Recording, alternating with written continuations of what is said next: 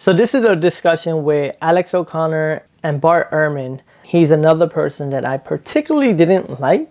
But after seeing this discussion with Bart Ehrman, I actually enjoyed his back and forth because, as you'll notice, Bart starts to give these different evidences responding to Dr. William Lane Craig, but it's not actually convincing to Alex, it seems like, because he keeps asking questions like, in a sense, it's almost as if he's saying, like, is that the best answer that you have? Is that the best response? And Alex just admits that he wished he would have pushed back when he initially had the conversation with William Lane Craig, but he didn't. So now he's talking to Bart Ehrman to hopefully build a case against those discussions. But it seems like the case that Bart Ehrman has is weak, and Alex is pushing back to kind of dig deep and say, what is the real response? What is a real good rebuttal? Because I'm not hearing it.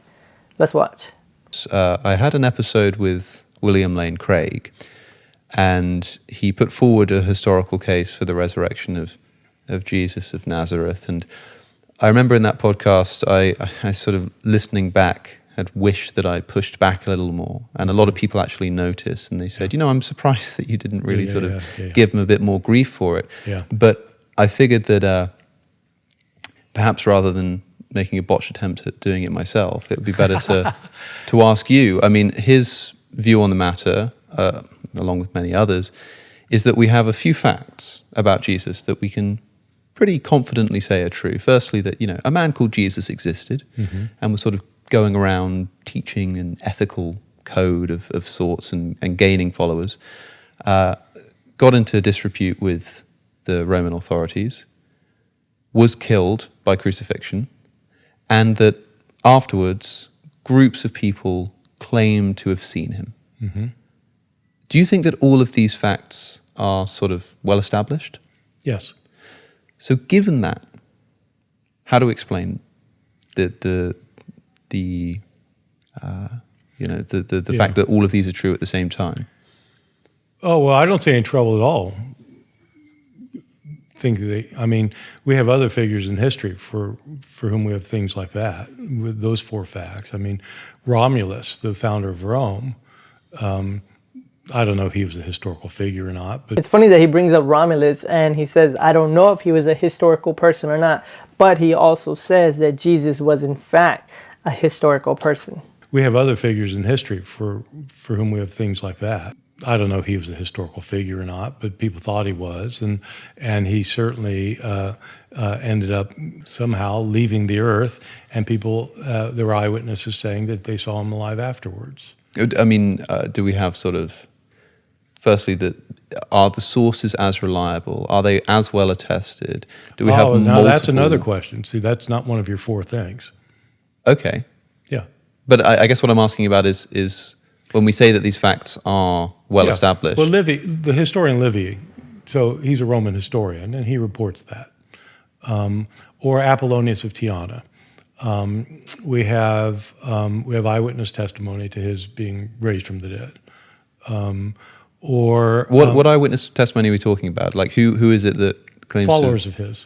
Like said groups they saw him alive afterwards. at the same time, they sort of all see him sort of all in the same room, or but see, now you're getting into other facts. See, yes. So the question is, what are facts?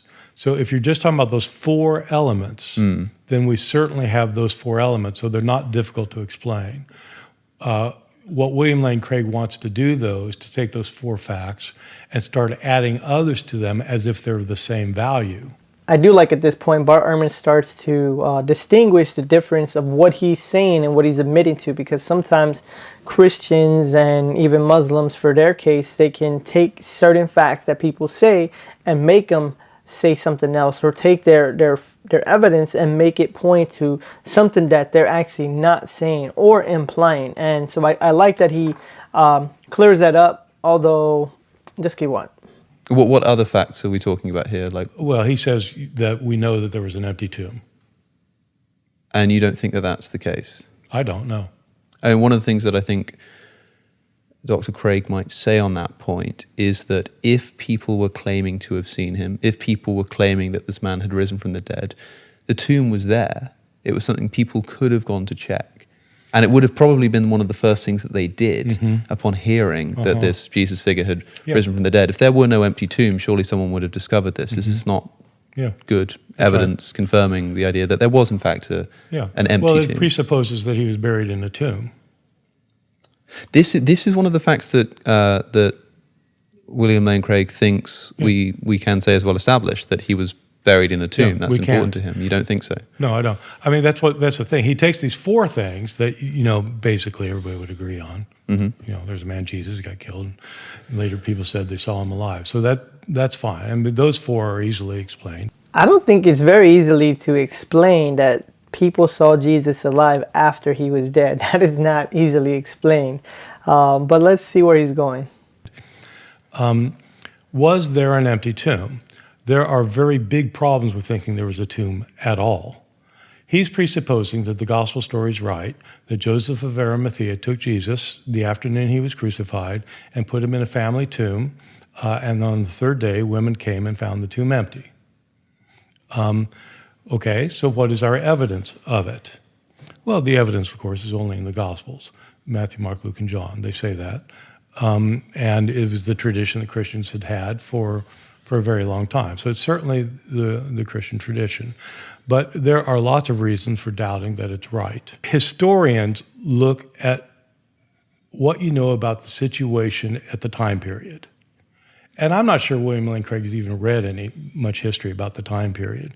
But one thing to look at is, for example, just as an example, what do Romans do with crucified victims? So we have records of, we don't have lots of records. I mean, one of the really interesting things that people don't realize, we have no literary description of a crucifixion from the ancient world. And the accounts are consistent that what they did is they left them on their crosses as part of the humiliation. Yes. That they would decompose on the cross and be attacked by scavengers. And so we have off-the-cuff remarks in a number of sources that that's just what they did. And so there are debates about that. We can have debates about whether that happened within Judaism or not. People say, yeah, Jews didn't allow that. It's absolutely right. Jews didn't allow it. But the Jews weren't killing him. The Romans were killing him. and so forth and so on. So I don't know of any instance where we have a verified account of anybody being buried on the afternoon of their crucifixion in a known tomb. So how likely is it that they made an exception in the case of Jesus? I mean, we think they would because he's the Son of God, and so he's exceptional. But I mean, Pilate didn't know that Jesus was the Son of God. He was just one of the guys he was crucifying that morning. It's still quite an exceptional case. I mean, Pilate seems quite distressed at the fact that Jesus ends up going to... According to whom? To crucifixion. Well, according to the gospel narrative. The Christian narrative. But this is a possibility. He crucified... It's possible. It's possible he's more upset about one of the other two guys. If it is true that you have an instance of Pilate really not thinking that this man ought to be crucified and asking the crowds. No, but I don't think that's historical. Why would we think that's historical?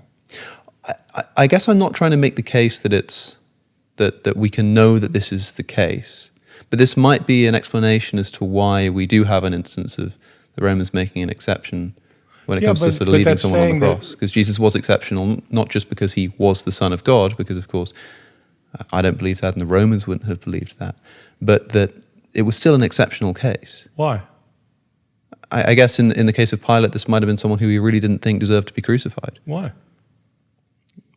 Because this would be the case if the gospel narratives are correct. If what's written there is correct. That's right. Again, I'm not claiming to be able to say that we know that they are, but if they were, this would offer an explanation of how we have an exception. So this is the part that I love where Alex is starting to push back because he's saying, let's say that they're correct. All right. So we know according to the gospel narrative is that this is during the Passover. So the Jews told them, hey, we can't leave these bodies up here because this is our holy festival that's going on. So again, this is another exception. This isn't a normal crucifixion that's happening. It's happening at a particular time.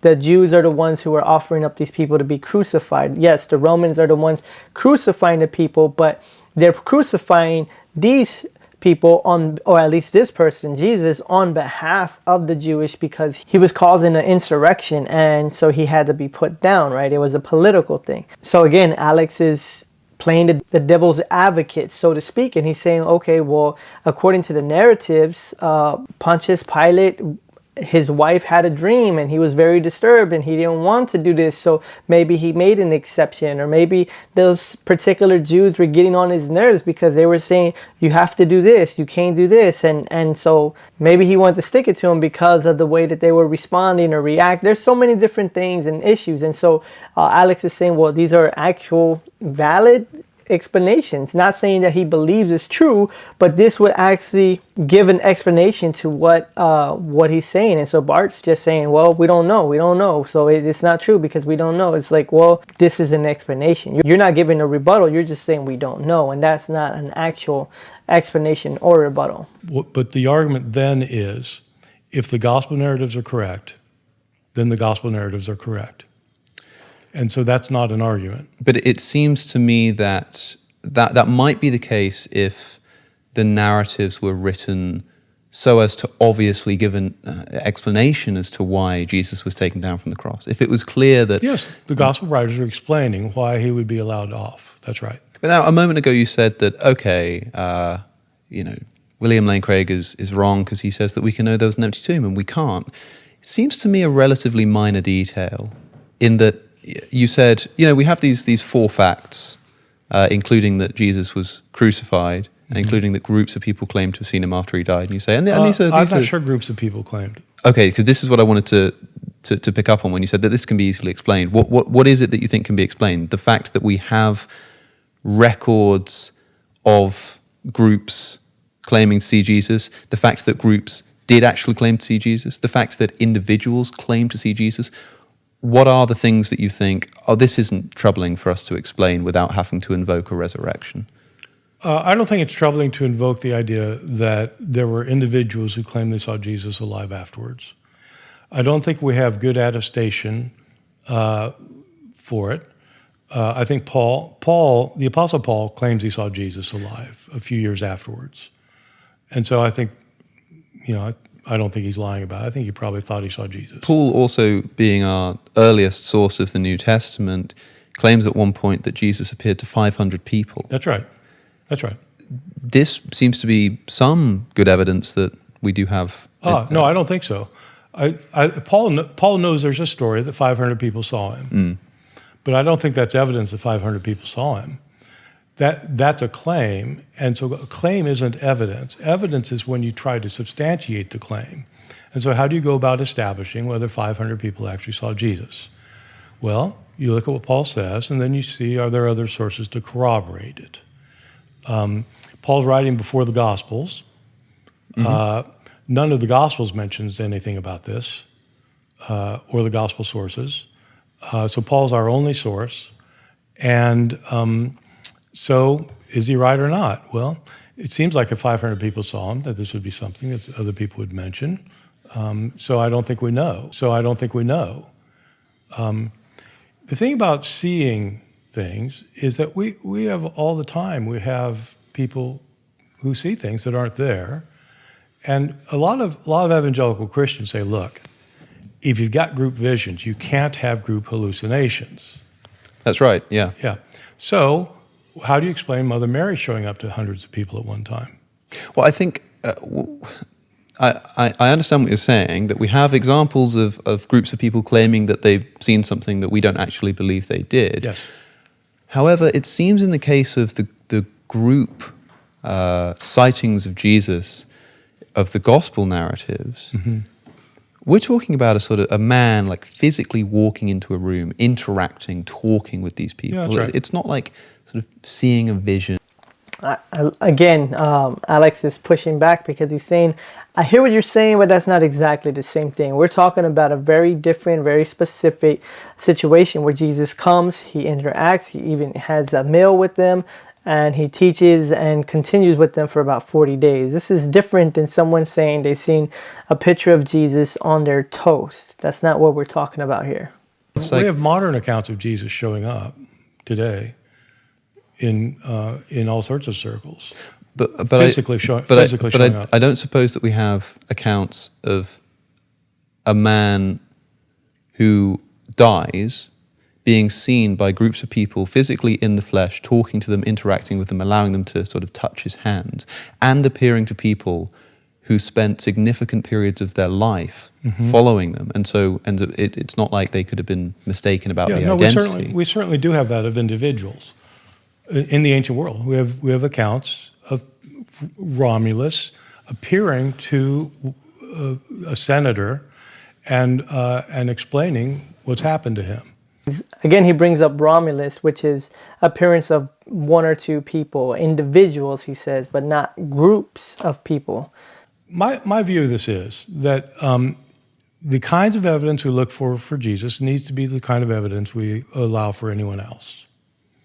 And so it's striking to me that evangelical Christians focus on the Jesus materials, but they don't look at traditions that are comparable from the same period or since.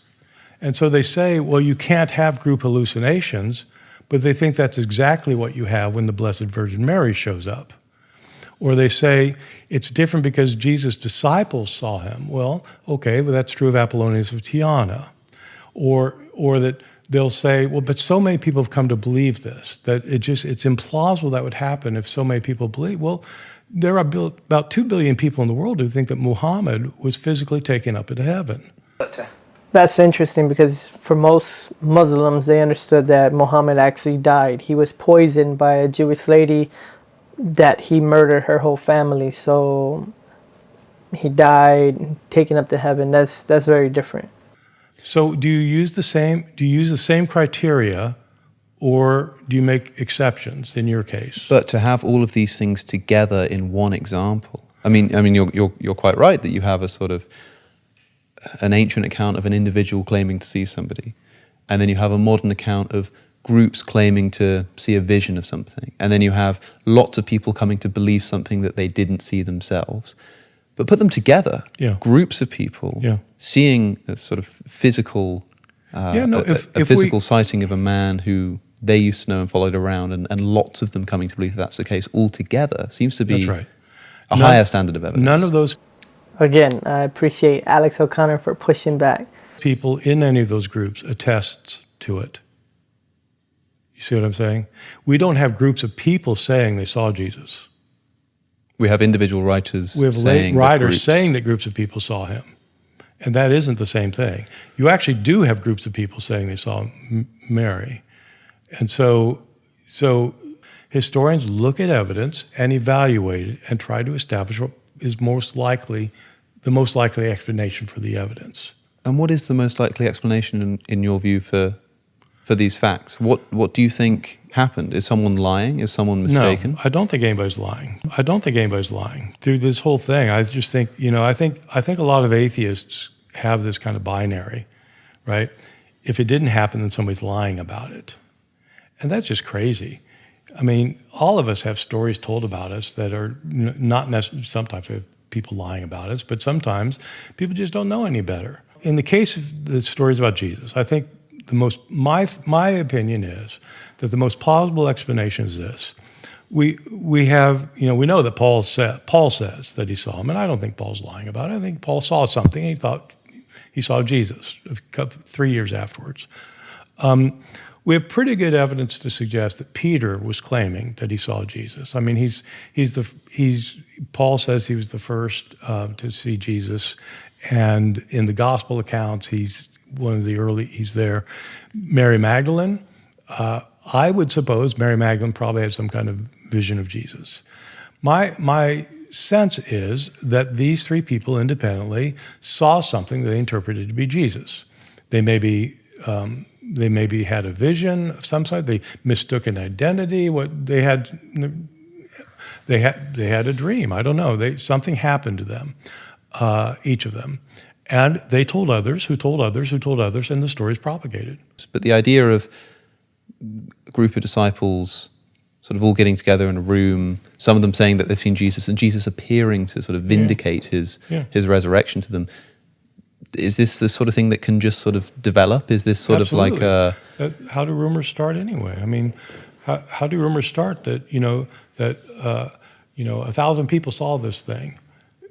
What you end up saying is that there was one man in the history of the human race who was raised from the dead, and we know that because some people said so, living decades later. I mean, you just think of it, what would analogies to that be? I mean, would you if you take a cup of coffee and pour cream in it and you stir it up, it's always going to mix. I mean, the law of entropy, the second law of thermodynamics with entropy, requires it to be mixed up. You can never stir it long enough to unmix the cream, right? I mean, you can't. It's a law of physics. It's never happened. Never happened. If somebody says they saw somebody do that 40 years ago, and they say, there are 100 other people who saw him do it, would a physicist believe them? No, it can't happen. So the fact you've got somebody saying that 100 people saw it is not compelling evidence when it comes to something that is a law of physics. So it's interesting because the idea of Jesus rising from the dead or performing miracles, these are actually, that's the point of them, that they go beyond the natural laws. If me raising somebody from the dead is something normal, then it's not a miracle. It's just something that we expect. But the fact that it goes against it is showing that it's something that God is doing. And so it's always interesting to me for atheists to say that this can't happen, so it's not probable. So it's like, well, if we're talking about God, who can do impossible things, who can raise people from the dead, who can create life, who can do all these different things, that's exactly what makes him God. And then when he does God-like stuff, you're saying it's not possible. It doesn't make sense because either you're not talking about God or your understanding of God is very limited and flawed.